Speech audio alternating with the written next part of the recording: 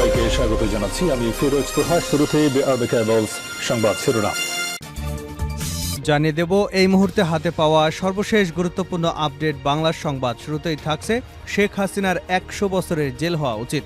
BNP চেয়ারপারসনের উপদেষ্টা জয়নুল আবেদিন ফারুক বলেছেন, বিএনপির ভারপ্রাপ্ত চেয়ারম্যান তারেক রহমান যদি ২১শে আগস্ট গ্রেনেড হামলার মামলায় বিনা কারণে আসামি হতে পারে, খালেদা জিয়া যদি ২ কোটি টাকার মামলায় ৫ বছরের জেল খাটতে পারেন, তাহলে ১১৮টা মামলার জন্য শেখ হাসিনার ১০০ বছরের জেল হওয়া উচিত। তিনি বলেন, গত ১৬ বছরে শেখ হাসিনা বাংলাদেশকে ভারতের অঙ্গরাজ্য বানানোর প্রচেষ্টা করেছে। বাংলাদেশের ছাত্র জনতা বুকে রক্ত ঢেলে দিয়ে তার সেই আশা চূর্ণ বিচূর্ণ করে দিয়েছে। এবারে জানাবো আশুলিয়ায় লাশ পোড়ানোর ঘটনায় পুলিশ পরিদর্শক আরাফাত গ্রেপ্তার। ঢাকার অদূরে সাভারের আশুলিয়া থানার সামনে গত ৫ই আগস্ট ছাত্র জনতা লাশ পোড়ানোর ঘটনায় জড়িত থাকার অভিযোগে পুলিশ পরিদর্শক আরাফাত হোসেনকে গ্রেপ্তার করা হয়েছে। শুক্রবার র্যাবের পক্ষ থেকে গণমাধ্যমে পাঠানো খুদে বার্তায় এ তথ্য জানানো হয়। এদিকে এখনও স্বৈরাচারী কায়দায় চলছে গণপরিবহন। স্বৈরাচার পত্তনের মাধ্যমে দেশের বিভিন্ন সেক্টরে সংস্কার হলেও গণপরিবহন এখনও স্বৈরাচারী কায়দায় চলছে। এখনও প্রতি মুহূর্তে গণপরিবহনে যাত্রীদের হয়রানির শিকার হতে হচ্ছে, গুনতে হচ্ছে বাড়তি ভাড়াও। তাই জনতার সমর্থিত অন্তর্বর্তীকালীন সরকারকে বিশেষ নজর দিয়ে গণপরিবহনকে জনবান্ধব করার দাবি জানিয়েছে যাত্রী অধিকার আন্দোলন। জানাবো কক্সবাজারে ২ স্থানে পাহাড় ধসে ৬ জনের মৃত্যু। কক্সবাজারে টানা ভারী বর্ষণে ২ স্থানে পাহাড় ধসে ৬ জনের মৃত্যু হয়েছে। তাদের মধ্যে উখিয়া রোহিঙ্গা ক্যাম্পে ৩ জন এবং কক্সবাজারে ৩ জন। জানিয়ে দেব পদ্মা সেতুর ২ প্রান্তে ২ মোরালেই ব্যয় ১১৭ কোটি টাকা। পদ্মা সেতুর ২ প্রান্তে ২টি মোরাল এবং মোরালের জন্য কিছু স্থাপনা নির্মাণেই ১১৭ কোটি টাকা ব্যয় করেছে বিগত আওয়ামী সরকার। মোরাল নির্মাতা ও স্থপতিরা বলছেন, এত টাকা ব্যয় একেবারেই অস্বাভাবিক। পদ্মা সেতুর ২ প্রান্তে বঙ্গবন্ধু শেখ মুজিবুর রহমান এবং সাবেক প্রধানমন্ত্রী শেখ হাসিনার এই মোরাল নির্মাণের জন্য কোনো দরপত্র ডাকা হয়নি। অন্যতম ঠিকাদার ছিল রূপপুর পারমাণবিক বিদ্যুৎ কেন্দ্র প্রকল্পের বালিশকাণ্ডে বিতর্কিত মজিদ সন্স কনস্ট্রাকশন লিমিটেড। এবং সর্বশেষ জানাবো আন্তর্জাতিক সংবাদ। মধ্যপ্রাচ্য থেকে পিছু হটেছে মার্কিন রণতরী। মধ্যপ্রাচ্য থেকে রণতরী প্রত্যাহার করে নিয়েছে যুক্তরাষ্ট্র। মার্কিন রণতরী ইউএসএস আব্রাহাম লিঙ্কন অঞ্চলে অতিরিক্ত মোতায়েনের অংশ হিসেবে নিয়োজিত ছিল। লোহিত সাগরে এই রণতরীর মিশন শেষ করা হয়েছে বলে জানিয়েছে যুক্তরাষ্ট্র। শুক্রবার কাতার ভিত্তিক সংবাদ মাধ্যম আল জাজিরা এক প্রতিবেদনে এ তথ্য জানিয়েছে। এতক্ষণ শিরোনাম শুনছিলেন, এবার বিস্তারিত। প্রিয় দর্শক, আপনি যদি এই চ্যানেলে নতুন হয়ে থাকেন, ভিডিওটি দেখতে দেখতে চ্যানেলটি সাবস্ক্রাইব করে আমাদের সঙ্গে থাকুন। আর এই ভিডিও সম্পর্কে আপনি আপনার মূল্যবান মতামতটি কমেন্ট বক্সে জানিয়ে দিন। আর হ্যাঁ প্রিয় দর্শক, জানিয়ে দিন ভিডিওটি কোথা থেকে দেখছেন।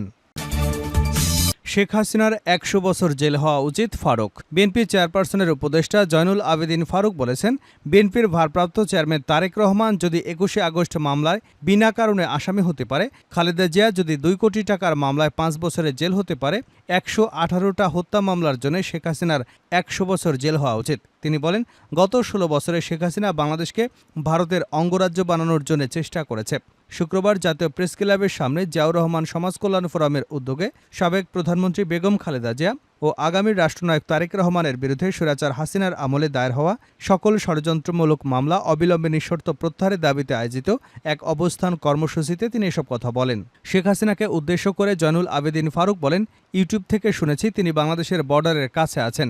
এমন কথা বলতে লজ্জা লাগে না? হোসেন মোহাম্মদ এরশাদ তো চোর ছিল, বাটপার ছিল, ক্ষমতা দখল করেছিল জোর করে, তবুও কিন্তু দেশ থেকে পালিয়ে যায়নি। পিতা এবং পরিবারকে নিয়ে এত অহংকার আপনার? স্বাধীনতা নিয়ে এসেছেন নাকি আপনারা? তাহলে পালালেন কেন?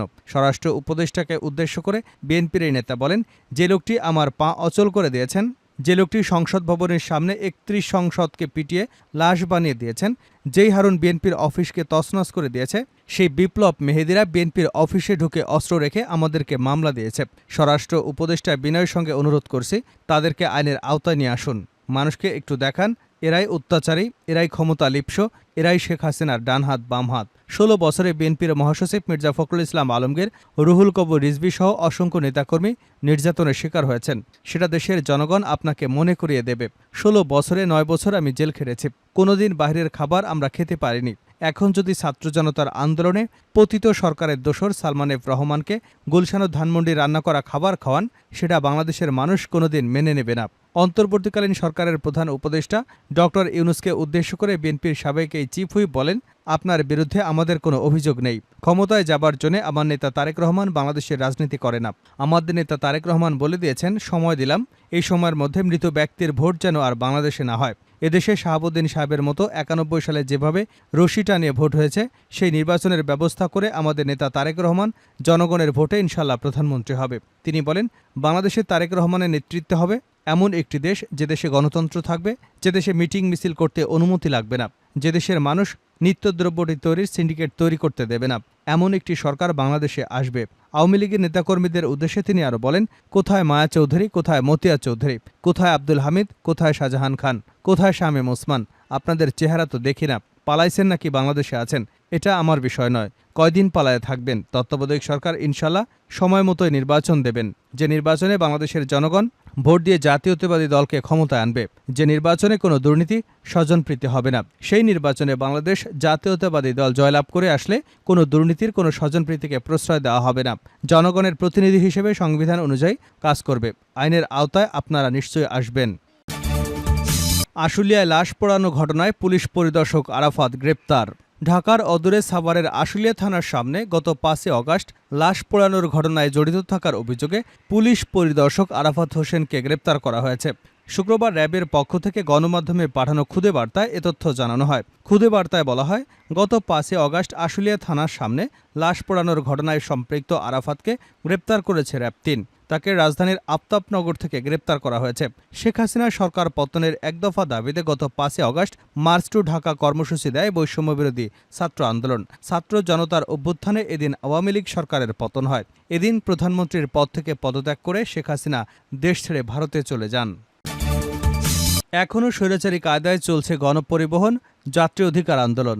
স্বৈরাচার পতনের মাধ্যমে দেশের বিভিন্ন সেক্টরে সংস্কার হলেও গণপরিবহন এখনও স্বৈরাচারী কায়দায় চলছে। এখনও প্রতি মুহূর্তে গণপরিবহনে যাত্রীদের হয়রানির শিকার হতে হচ্ছে, গুনতে হচ্ছে বাড়তি ভাড়াও। তাই জনতার সমর্থিত অন্তর্বর্তীকালীন সরকারকে বিশেষ নজর দিয়ে গণপরিবহনকে জনবান্ধব করার দাবি জানিয়েছে যাত্রী অধিকার আন্দোলন। 13 সেপ্টেম্বর যাত্রী অধিকার দিবস উপলক্ষে বৃহস্পতিবার গণমাধ্যমে পাঠানো এক যৌথ বিবৃতিতে এসব দাবি জানান যাত্রী অধিকার আন্দোলনের আহ্বায়ক কেফায়েত শাকিল এবং যুগ্ম আহ্বায়ক অন্ত মুজাহিদ। বিবৃতিতে বলা হয়, বিগত স্বৈরাচার সরকারের সময় গণপরিবহনে মালিক, শ্রমিক এবং যাত্রী সবাই লুটেরা ও চাঁদাবাজদের কাছে জিম্মি ছিল। সড়কে চাঁদাবাজির কারণে যাত্রীদের কাছ থেকে অতিরিক্ত ভাড়া আদায় করেও গাড়ির মালিক এবং শ্রমিকরা তাদের যোগ্য পাওনা পেতেন না, যা সবচেয়ে বেশি ভোগান্তিতে ফেলত যাত্রীদের। একই সঙ্গে পরিবহন মালিক শ্রমিক কেন্দ্রিক সংগঠনগুলো ছিল মাফিয়াতন্ত্রের অধীনে, যারা জনগণের অধিকার বলে কোনো কিছুকে তোয়াক্কা করত না। এ কারণে জনবান্ধব গণপরিবহন ব্যবস্থা গড়ে তোলা সম্ভব হয়নি। এসব নিয়ে কথা বলতে গেলে অধিকার কর্মীদের টুটি চেপে ধরা হতো। তারা বলেন, স্বৈরাচার ব্যবস্থার পতনের পর দেশে যাত্রী ব্যবস্থা ন্যায্য ভাড়ার স্বস্তিদায়ক গণমাধ্যম পাবে বলে আশাবাদ হয়েছিল। কিন্তু অন্তর্বর্তীকালীন সরকারের 1 মাস পেরিয়ে গেলেও জনবান্ধব গণপরিবহন ব্যবস্থা গড়ে ওঠেনি। পরিবহন চলছে সেই পুরনো স্বৈরাচারী কায়দায়। এখনও কিলোমিটার ভিত্তিক ভাড়া না মেনে যাচ্ছে তাই ভাড়া আদায় করা হচ্ছে। প্রতিবাদ করতে গেলে হয়রানির শিকার হচ্ছেন যাত্রীরা, যা খুবই হতাশাজনক। কক্সবাজারে 2 স্থানে পাহাড় ধসে 6 জনের মৃত্যু। কক্সবাজারে টানা ভারী বর্ষণে 2 স্থানে পাহাড় ধসে 6 জনের মৃত্যু হয়েছে। তাদের মধ্যে উখিয়া রোহিঙ্গা ক্যাম্পে 3 জন এবং কক্সবাজারে 3 জন। শুক্রবার 13 সেপ্টেম্বর ভোরে উখিয়ার পালংখালী, হাকিমপাড়া 14 নম্বর রোহিঙ্গা ক্যাম্প এবং কক্সবাজার সদর উপজেলা পরিষদের লাগোয়া দক্ষিণ ডিকুল এলাকায় পাহাড় ধসে এ ঘটনা ঘটে। ক্যাম্প মাঝি কবির আহমেদ বলেন, বৃহস্পতিবার দুপুর থেকে মুষলধারে শুরু হওয়া বৃষ্টি রাতেও চলে। ভারী বৃষ্টির তেড়ে শুক্রবার ভোরে পাহাড় ধস হলে পালংখালী ক্যাম্প 14-এর 2 নম্বর ব্লকের বাসিন্দা আব্দুর রহিমের ঘরটি ভেঙে পড়ে। এতে ঘরের সবাই মাটি চাপা পড়ে। এতে আব্দুর রহিম এবং তার 2 শিশু মারা গেছে। মধ্যপ্রাচ্য থেকে পিছু হটছে মার্কিন রণতরী। মধ্যপ্রাচ্য থেকে রণতরী প্রত্যাহার করে নিয়েছে যুক্তরাষ্ট্র। মার্কিন রণতরী ইউএসএস আব্রাহাম লিঙ্কন অঞ্চলে অতিরিক্ত মোতায়েনের অংশ হিসেবে নিয়োজিত ছিল। লোহিত সাগরে এই রণতরীর মিশন শেষ করা হয়েছে বলে জানিয়েছে যুক্তরাষ্ট্র। শুক্রবার কাতার ভিত্তিক সংবাদ মাধ্যম আল জাজিরা এক প্রতিবেদনে এ তথ্য নিশ্চিত করেছে। সম্প্রতি ইরানের সঙ্গে জোটবদ্ধ সশস্ত্র গোষ্ঠী হামাসের কথা উল্লেখ করে মধ্যপ্রাচ্যে 2টি মার্কিন নৌবাহিনীর বিমানবাহী রণতরী রাখার জন্য পেন্টাগনের একটি বিরল পদক্ষেপের পর এটি করা হয়েছে, কারণ বাইডেন প্রশাসন ইরান এবং তার প্রক্সি দিয়ে সম্ভাব্য আক্রমণ থেকে ইসরায়েলকে রক্ষা করতে এই অঞ্চলে মার্কিন সামরিক পরিস্থিতি বাড়ায়। এ বিষয়ে মার্কিন বিশ্লেষক এলিজা ম্যাগনিয়ার বলেন, ইউএসএস আব্রাহাম লিঙ্কন বিমানবাহী রণতরীকে যুক্তরাষ্ট্রে ফেরত পাঠানোর অন্যতম কারণ হল ইসরায়েলকে বার্তা পাঠানোর মিশন শেষ হয়ে গেছে। এর আগে গাজা থেকে পরিচালিত হামাস এবং ইসলামী জিহাদের অভিযানের কারণে মার্কিন যুক্তরাষ্ট্রের বিখ্যাত বিমানবাহী রণতরী আইজেনহাওয়ার লোহিত সাগরে আসে, কিন্তু পরবর্তীতে সেটিও এ অঞ্চল ছেড়ে চলে যেতে বাধ্য হয়।